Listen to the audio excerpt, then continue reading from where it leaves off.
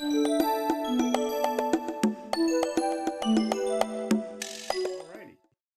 So Natalia, I wanted to ask you about compound metal coating, but first of all, this is coming up next year. Be your 25th anniversary of starting this company. Tell us about first of all, let's talk about all that compound metal coatings does. What do you all do? What do you offer to the finishing industry? So we actually do a special engineering coatings. Hmm. We do our biggest seller, of course, is electrolyzed nickel. We Hmm. do all the electrolyzed nickel, high force, mid force, low force, and then we also do electrolyzed nickel with particles like PTFE and nickel boron nitride. Hmm. We also do physical vapor deposition coating with our sister company, PVD Advanced Technology. Hmm. On certain application, we which I started I started in 13 years ago. Hmm.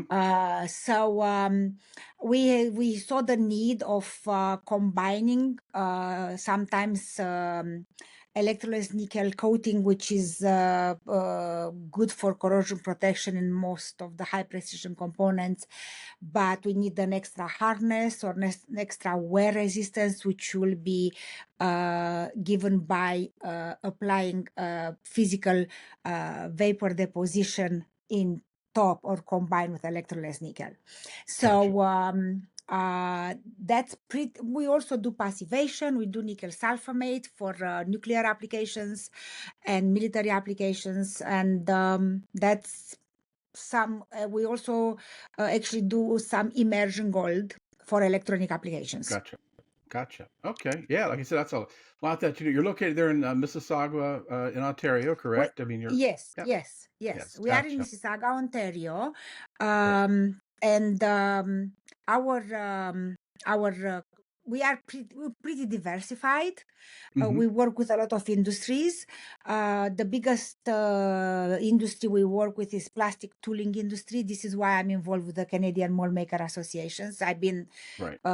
involved with them probably like 23 years now. Gotcha. So Yeah. it's a very, like, I love that industry, but the rest of, like, we also work with the nuclear industry, with the Navy, Hmm. defense, um, medical, um, printing, oil and gas. These are the main industries we're working with.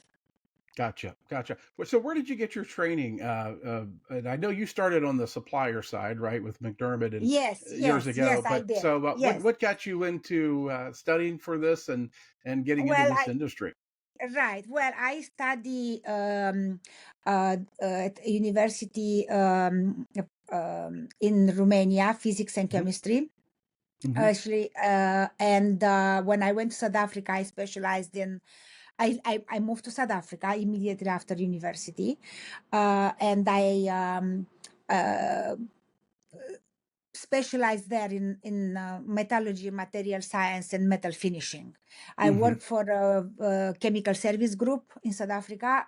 One of their companies was providing um, process and proprietary chemistry for platers. Mm.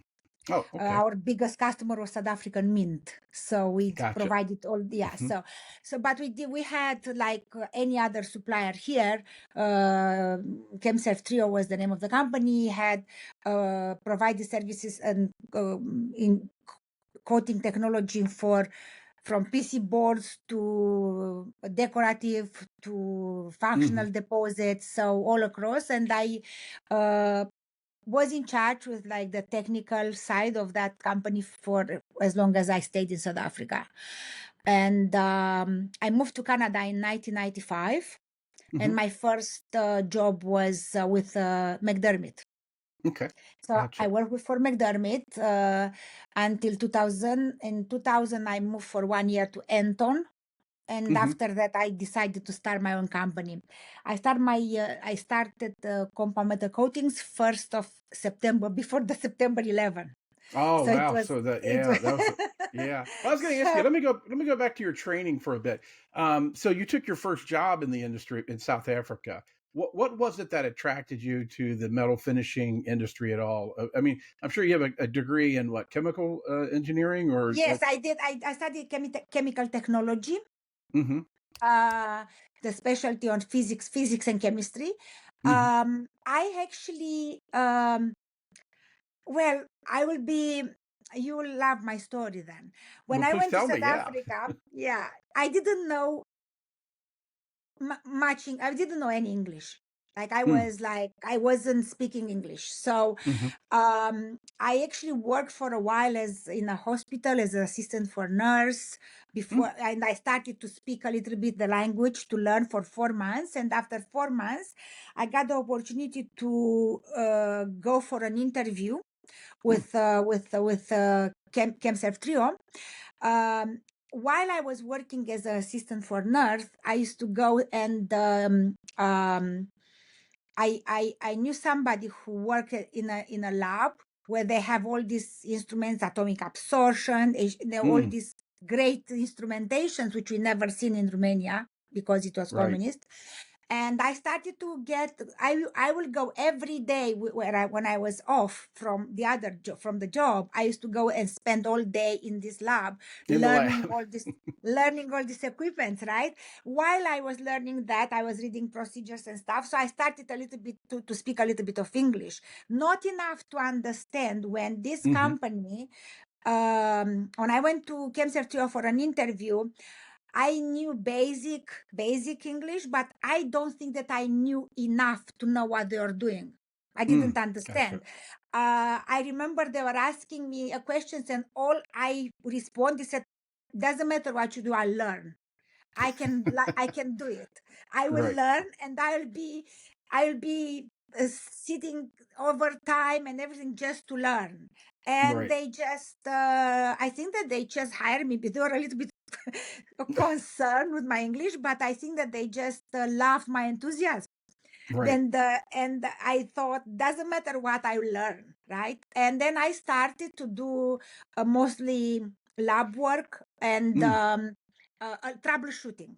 Like I gotcha. started to learn all the, do all the processes, like, if it is nickel or chrome plating or zinc plating or whatever plating was, we used to take samples from our customers, and when it was a problem, we analyze it, we give them the additions, if it was a problem, we troubleshoot it. So and then I started to learn every process. Mm, And within about a year and a bit, I actually took over the technical side. But I really? was Wow. working nonstop, Well, right? you, I was working sounds nonstop. like you. It sounds like you have a lot of enthusiasm for that technical part of it, right? You really enjoyed Oh that my God, technical. that's so good. Mm, I think that people don't realize, because when you don't grow up and say, what do you want to be when you grow up? You say, I'm gonna be I will work I will be a plater. You know what I mean? You don't think like that. right. But I think that when you happen to stumble in this industry, you realize that it's like is such an amazing industry. First Mm, of all, I tell this my customers sometimes, and like, it doesn't matter. You can design the most amazing thing. If you do not have, like, I have it coated, hmm it won't work. Won't work. Right. Exactly. And it is So an industry that's both an art but really a science, right? It's a it's a science. science, but it's so underrated. I mean, sometimes I talk to the engineers. I actually I have a course for design engineers, Hmm because I have to tell them, you have to keep that in consideration. You have to keep, what do you do with this part after you machine it? It's not Mm, going to go straight in the machine and it's going to work, because it's going to seize if you got galling, or it's going to corrode, or you have a problem with, like, right. hardness, or you have to improve all this. Right. And because otherwise is the end product is not going to function properly. Right. And then when you do that, you have to think that you have to have, what coating do you do, what tolerances do you keep, where do you want the coating, where do so this have to be a thought process when you design a part. Very rarely you have that. Yeah, we are constantly training our customers on what no sharp edge to come mask, Right. because it's gonna Exactly. Yeah. And various, yeah, yeah. I was gonna say, and it's helpful to get in early in the process to talk to them before and give them that advice. And like you said, I know because part of your business you have a a consultancy, right? You help them something that they Yes, probably haven't thought of the finish. They think of the design, the function, but not the finish, right? And it's something where it's important to get yes. in someone like you to get in and talk to them early and give them that perspective so they can help design it better, right? As yes, as I said, we have even a course for engineers and for coatings, and that is not limited to the coatings we do only. Talks Hmm. about all the just for functional deposit. We don't do decorative, right? But I'm not, that course is not limited to the function, to what we do. We talk about chrome, we talk about anodizing, we talk about zinc plating, we talk about zinc nickel, zinc iron, like we talk about Right. a lot of other products. But we actually um we if we do the training for an engineer, for the engineers, so they design molds, we specific to that, what Right. coatings are in the molding industry. If we go in nuclear, what coatings are used in the nuclear and what Mm. standards and stuff like that. If you are like so we pretty much custom the training depending on you know the industry. Right. The substrate. But Yeah. but with my customers now, like that's even not even a training, it's just many times I sit when they develop a part, I sit in their meetings, and then exactly Right. what you said right at the beginning, we say, can we do this, can we do that, Mm. and what is this part used for, so you have to know a lot of things. And I am not saying that I know it all, because sometimes if you don't know, if you didn't work with an application, you don't know if it's going to work or not. But I Right. know for sure what would not work. I said, no, that won't work for sure. That we can try this and this and that, but there are certain things which for sure will not work, right? Right. So I do that. I'm trying to help a lot. And that part of my job is like, I like it the most because I really like the technical side. Right. When Right. I worked for McDermott, I did all kind of crazy projects. And, so this is how I got my reputation way back then. Right. And because I always like the technical part. Yeah. Right. Exactly. That part. Yeah. So. Right.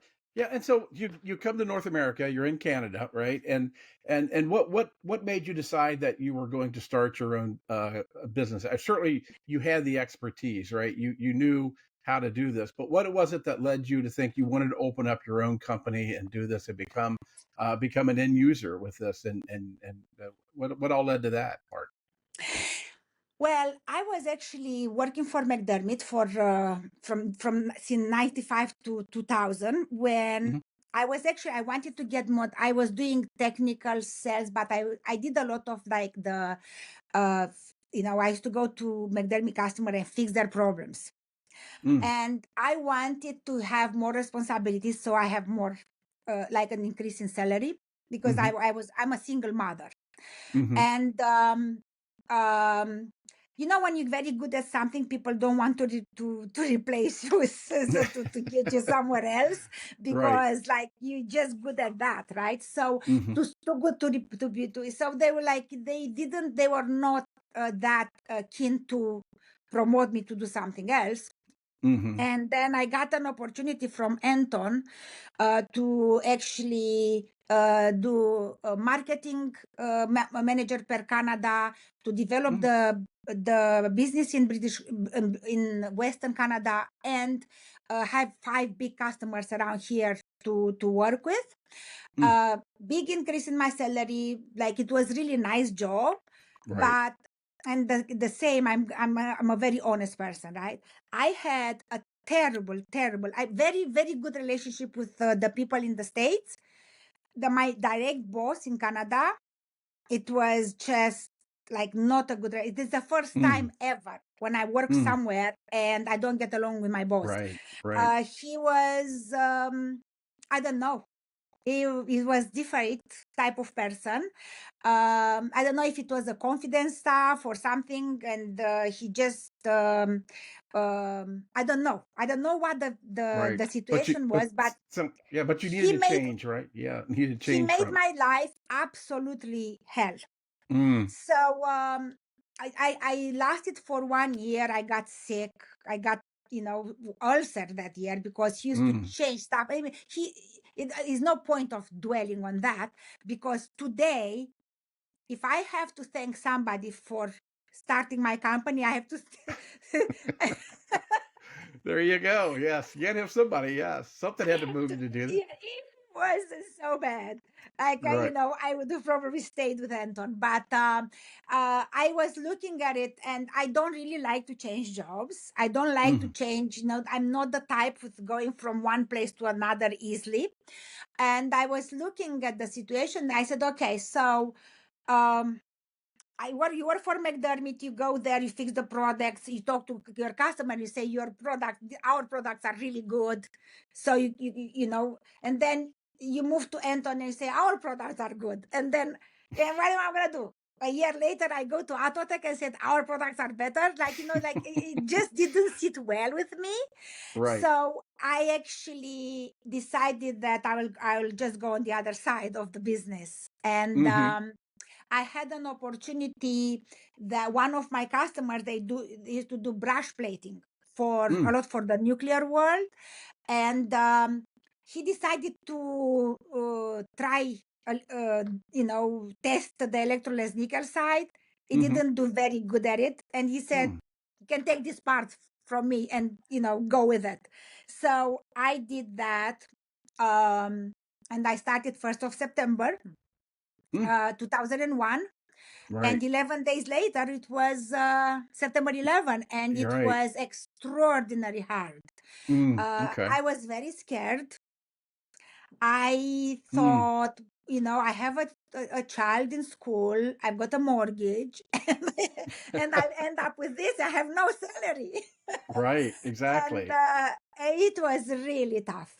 How Yeah. did you have a facility, employees? Yes, How did you all yes. get that I started? actually, for the first 2 years, I shared the facility with the gentleman who actually do the brush plating. Right. So we shared the same place. Gotcha. And then I started like this. I started with, like, I had 4 people, and sometimes we didn't get the jobs until later during the day, and they wanted it the next day, and I couldn't pay them overtime, so I used to stay and do the plating. Wow. And you know what I mean? Like Yeah. I did. It was a lot of sacrifices at the beginning. I also took a very huge project because I was didn't have that many jobs, Right. with like an extrusion die for blow film, which Mm. was 96-inch in diameter.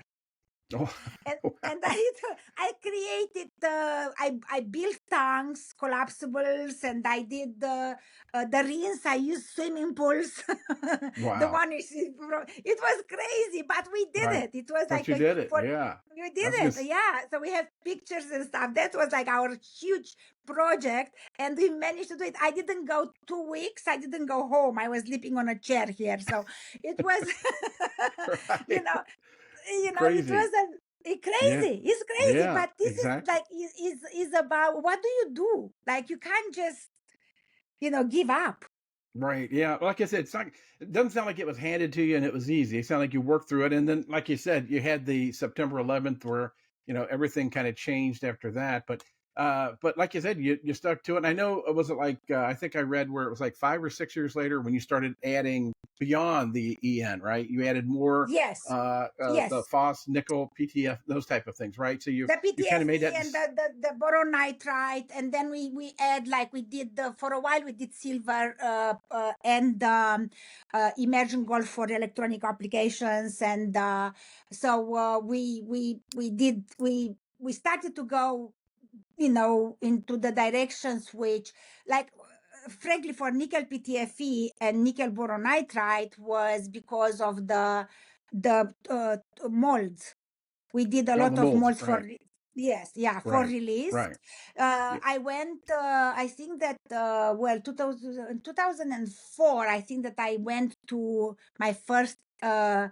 It's a big plastic show which used to be in Chicago. It's called right. NPE, Yes. and yeah. So and I went to NPE, and I was like a kid in a candy store. I couldn't believe there all the machines and all the molds were making parts and this everywhere, like everything was so fascinating.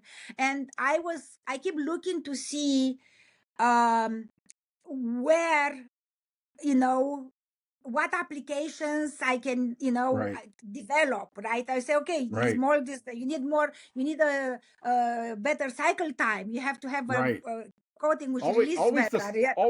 always the scientist, right? Always the scientist and figuring this stuff out, right? I guess Yeah. So, and you're I developed a little bit more the markets, and I started to talk to people, and I started to knock on doors, and then we put the nickel PTFE, and then we put the nickel boron nitride, and so slowly, and then in 2012, well, in 2010 actually, hmm I was working with a PVD mm, testing to see how it works. Who like with a company who was like very close to us, and we started to do some projects together to see how it's gonna right. work. That's expensive And equipment to get, isn't it? That's expensive equipment very, to very, fair. yes. And You then got to be sure. You got to be sure that's what you're going to do, right? I mean, it's yes, and then I got into a partnership with this company. So on okay. that, on PVD advanced technology, we actually I have a partner. Gotcha. So yeah, the machines we have. Four machines. We do diamond like coating as well. So we do all the physical vapor deposition, titanium nitriting, chromium nitriting, titanium aluminum nitriting. That's a lot of coatings we do. And one of Mm, those machines is about €500,000 if you buy it. right. It's a Yeah. very Exactly. Very. expensive. Very. And yeah, and, Very. and the people who are running it are engineers. Gotcha. Right. It's a Yeah. I was lot gonna of say. So when you all started this, I mean, there couldn't have been very many people in that Ontario area that were doing a lot of the type of applications that you were doing, right? Or the. No, no, it wasn't. There were some. It was Iron Bond. They did that, but I think that what separates us from hmm other is that we understand as much about the coatings we do, Right. chemically, like hmm the this side, the traditional coatings, I would Right. name them. We hmm also understand very well the physical vapor deposition coatings. I understand their properties, I understand their limitations, I understand, like, so I think that we are unique on that way, because if you talk to people who they do PVD coatings, they don't know anything about what we do. Right. Right. Yeah. Well, yeah, Yeah, it's funny. that's Yeah, I was gonna say, with your knowledge of that and your team's knowledge of that, I think you probably really serve as an extension of your customers, right? You're their coding that department, so to speak, right? yes. You can really tell them what's going to work, what's not going to work. Really, I mean, and they probably look at you as that as an extension of their own I company, right? Some of the companies my customers who I have them for 20 years, 20 something Mm, years, it's exactly what we do. We are like we always say we're working together for your customer. You know what I right. mean? That's is like, yes, we are an extension of them, and I think that my biggest customers understand that very well. hmm Because every time they do a new project, they will invite me in that meeting. They say, okay, Right. what do you think? So Right. or if we have a problem with like an existing component, say, do you think, because at least with the plastic tooling industry right now, there are a lot of changes happening because of the biodegradable plastics and because hmm of the recyclable. So hmm these resins, they cause a lot of issues with the molds. Right. They wear more, they more corrosive, they stick to the part more. So sometimes you have to make adjustments to the same mold just to go, to get that part better. So, but in other industries as well, in military industries, in nuclear, a lot of Hmm. we get a lot of nuclear work and a lot Hmm. of military work. So Right. not as much as in America, because America, they build more weapons than us. Right. Right. Yeah. I was gonna But say you probably know more about mold making than the actual mold makers themselves, but because you come from that perspective of how it's going to work and everything, and talk about that because like I said, you're the president of the board now. Is that what you are of the yes, association? yeah, What, I'm the chair of the board. Yeah, yes, yeah, yeah. Have they yeah. ever had somebody who wasn't an actual mold maker on that position? But I'm sure, but you've reached that Just part I of think that, yeah, I know it's kind of strange. Yes, I'm not a mold maker, but I love this industry very much. right. Before me, it was another. It was a mold maker, and before him, it was another lady. Who the two of us are the only one in an industry really. She's selling heaters and like Gotcha. stuff for hot runners. So she's also a supplier for the mold makers. But I was actually talking to one of my customers the other day who is a mall maker. He said, he said, you and Kim do more for the mall making association than all the mall makers Mold who worked makers, there right? before. Yeah, Right. yeah. Well, So yeah, but as I said, this is just part of my. Of course, I'm focusing in this because it's a dear industry, and I know they help me out through the years. But we do a lot of other. The diversification is key, right. because when one industry goes down, you still have to keep going. Right. And we got to a point where like you have enough payroll, so to be worried if the economy slows down. So Right.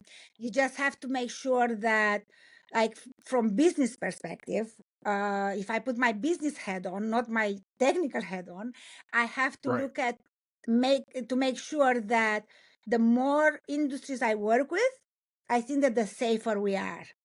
Right, So exactly. Yeah, spread it around a yes, little yeah, bit, and so you don't have to weather the storm so yes, much with those things. And yeah, I right, was going to say it's something to have that expertise, like you said, in your background in science of really making knowing a lot about how your customers work, right? The mold making industry and the exactly. nuclear But industry, and getting but you'll be surprised. I get questions like, when they make like an automation thing. Well, I remember I was called once to an company who was doing automation, and they said, we're having a problem with this. It was a bolt going into this machine, and I said, can you have a coating which will fix this, because it was galling, but it was stainless steel.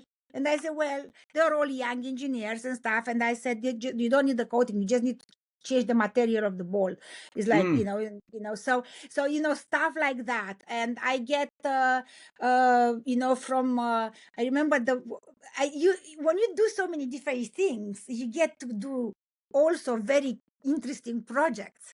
So I right. remember once we did one of my customers built it a robot from Mm, aluminum, because it has to be very, very light, to go into the atomic water. It was a nuclear application, industry, to measure the atomic water. And they wanted something very light. They wanted a coating who will protect the robot, and also they wanted a low friction coating, so it doesn't consume too much energy when it's moving around. So, and we did the high force electrolyzed nickel and nickel boron nitride mm, in top of it, right? So, like, right. you get to do different kind of things, which are sometimes so cool, right? Right. I was going And to say that's the fun part of it, right? yeah, that's the fun part. Yeah, yeah. Right. So To get there. uh, yeah, it's very, very nice, and lots of various applications, so Yeah. How many employees do you have there working for you now? 14 at CMC and 4 at PVD. Gotcha. But Gotcha. PVD is um, more equipment. It's not as much Right. labor as Yeah, exactly. here. Yeah. Right, right. Yeah. Yeah. Anything, like I said, you've been, all these years, looking back 25 years, and, you've been adding to anything, any changes you're looking, anything to add or anything else? And you've got such a deep, you've got such a deep stable of applications you can give people, right? I'm not sure if there's anything else out there you need to add, but, Well, it's always something like we've been adding the nickel sulfamate just because our nuclear customers need that spec mm, sometimes. We do, of course, passivation is like we do passivation for stainless steel and titanium. We actually looking at, as I said, the combination of coatings, which are really, really good. I stayed away from the beginning from that's why like I don't have 100 people working here because I right, stayed away from automotive. right. Yeah. Very And cyclical, right? Up and down, right? it's up Yeah. and down, and with the situation, at least now, the situation is happening right now with the companies moving from Canada to the States would have Mm, been like even a bigger disaster. I always stayed away because my initial thing was I want to be a high precision shop. We looking at two microns tolerances. mm, I don't want to mm. go into, and you can't mix that work with like doing millions of parts, and if you lose 100,000 nobody cares. You know what I mean? Right. You know what I mean? Like it's not the same. Like you cannot have, maybe you can, maybe like if you are really huge and stuff and you have completed two sections and you could, but I was always very cautious like Hmm. that because I started in such a bad time, right? Right. And I decided to stay like a more like an that's why I'm doing just like interesting projects and stuff and very high precision components, and I work with this you know industries to stay within, like it's like almost like we are like a boutique for Right. coating, Gotcha. Yeah. Yeah. Well, you know. yeah, I was going to say you've got that kind of niche there, but I guess Natalia, thinking back 25 years, most businesses just don't survive the first year, or they don't survive year two. Does it impress you looking back at what you did and how you did it? And, it has to, sir. I mean, I would be looking at you and saying, I'm very impressed. You started the business in a very difficult time and such, but have you ever taken a step back and think, wow, I did a lot here. Yeah, I took a I chance and I don't made it. know. I don't know.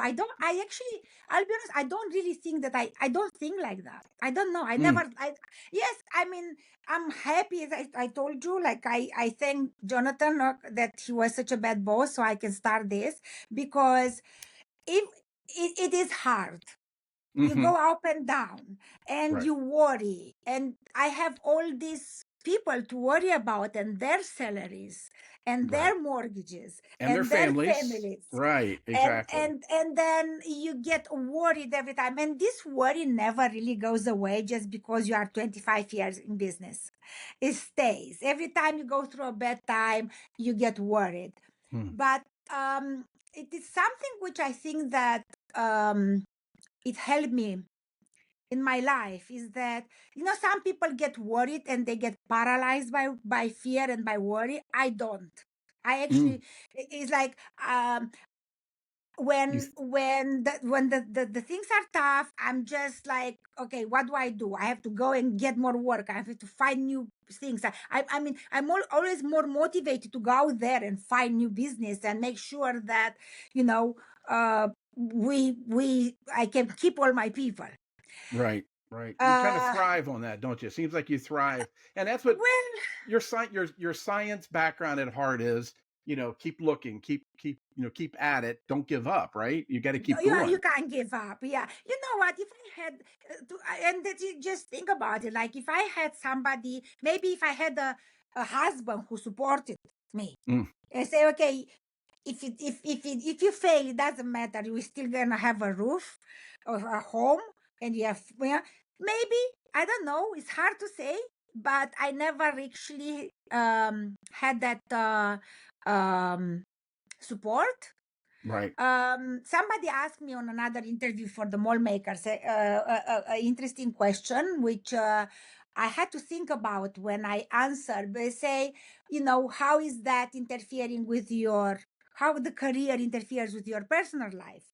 Mm-hmm. Well, you sacrifice a little bit of your personal life for your career, Right. because and many times I mean, it's just, I think that for maybe being a woman and having a career, and is not, I don't play the woman card, don't, like, it's not me, but I think that it's harder for a successful career woman to say to the partner, I will work 12 hours a day for a long time. Don't bother me. Right. Right. That ain't gonna Right? work. Yeah. Right. The other way around, it can happen. The ladies are more I don't know, like, I've seen that because I've seen it with my colleagues, and going on the road, and going to see customers and staying over. So they will have somebody at home that Right. will Mm. stay with the children and stuff. Like, I didn't have that. My son, when I started, I had him when I was really young, Mm-hmm. thank God. And by the time I started the company, he was already like a teenager. So he Gotcha. didn't really, it was really tight, like, It worked out. I, Yeah, it worked out that way it, for it you, it didn't it? worked out that way. And I used to tell him, he was like, in a way, I gave him a lot of responsibilities, and I told him, I have to do this. So you have to take care of the home. I don't have time for you. Don't get into drugs. Don't get into stuff. I have no time to deal with teenager stuff. Right. So that's good. Yeah, I So, was gonna say that's a hard thing to do. Someone's very experienced with that. But 25 years. Are you going to buy yourself something as a gift? 25 years. You gotta throw a party for yourself for the whole year, and we're gonna and probably have a big party next year, and yeah, with my people here, because doesn't matter how much technical you are, and how much knowledge you have, and how much things you do. This type of work, well, in any kind of company, you need people. You right, need your team. You right, can't do things now. When you go and you talk to somebody and say, yeah, we can do this job, you have to have the confidence that that job is done properly. And I always tell the guys, remember, when the components are coming to us, all the work is in it. They are really, really expensive. mm, So we cannot damage them, we cannot scratch them, we cannot dent them, we cannot drop them, because they will be scrap. And you work with $100,000 parts sometimes, right, so exactly. yeah. So I have a very good team. I am trying to hire younger people to teach them. Hmm. I did some of that, but I think that we still have to do. I think this is the most important. If you ask me what should I do next, The transfer of knowledge. right, It's yeah. very little out there. It Hmm. doesn't happen. I don't know why. I can't understand what's going on. Since that after COVID, a lot of people who knew things, they retire, and then the new generation just, and I think that with working from home, they didn't have the opportunity to get the wisdom from, or experience from their colleagues. And I think that I see a big gap of knowledge. And I think that that's what we need to do. We have to focus of sharing all this knowledge we got over the years with younger generation.